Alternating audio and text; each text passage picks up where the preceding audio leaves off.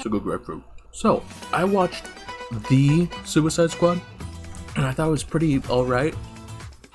I found the humor not particularly good and repetitive at times, and the character development left a bit to be desired. I felt that this movie relied too much on its humor, which is an issue when none of the jokes are really that good. Oh. Really, the only joke from the film that really stuck with me was the whole Milton bit, but this joke was honestly the only one that got a good laugh out of me.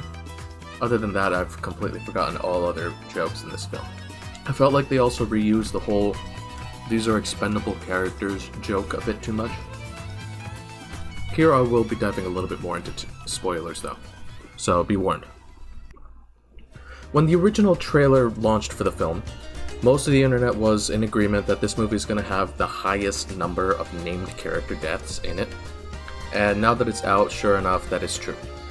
I was always concerned as to how you would pull off developing and making 14 characters unique and varied. Well, now after watching the film, it turns out it's pretty easy when you don't give a Within 10 minutes, 7 of the 14 had already bitten the dust. Some even before they got to fight and show what they specialized at. Sean Gunn's character, of Weasel, he never fought.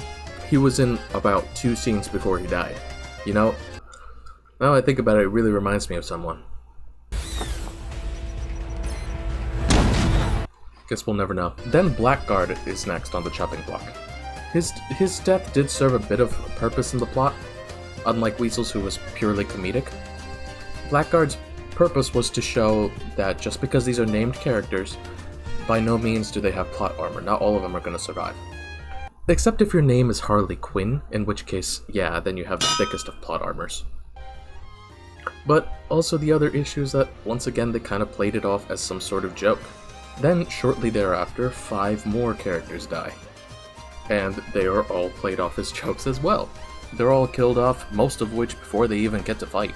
Now that I think about it, about 50% of this film's cast are Slipknots. And then later in the film, they do the same joke again with Polka Dot Man.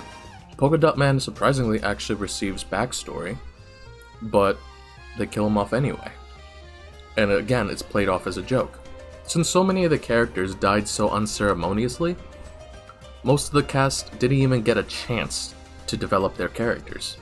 We focus on a group of like 5 of the 14 that were introduced originally, those being Bloodsport, Peacemaker, Ratcatcher 2, King Shark, and Polka Dot Man. And these 5 actually did get some good backstory and some good development. Except for King Shark. It's really a shame. Nanawe really was just in the film because he was cute. He really didn't get backstory at all, and development barely anything. His entire development pretty much boils down to him just going, "Friends are friends, not food." And that was pretty much the end of that. So my gripe isn't so much that the character development was bad, because for those 5 survivors, it wasn't. It was good, mostly. It's just a shame that the other 7 characters that died on the beach would never get that same level of development. Overall, it's a very fun movie to watch, and I would totally recommend it if you want to burn some time and put on a movie just kind of in the background. This really isn't the kind of film to sit down and over-evaluate every single plot point in detail. It's just kind of a dumb and absurd flick to have fun with. It actually kind of reminds me of the Star Wars sequels in that regard, just with a more coherent and better plot. For that reason, I have to give it a 7.5 out of 10. It's fun. It's a fun movie. Totally recommend it. So far, DC has been on a pretty good streak with their movies, with the exception of Wonder Woman 1984. So who knows, maybe this is actually a turning point for DC. I really hope that it gets them back on the right track. They haven't been on the right track since 2012 with The Dark Knight Rises. We'll have to see how that goes. And hey, at least it's better than the original one. Bird. Now it. Stay off the comm.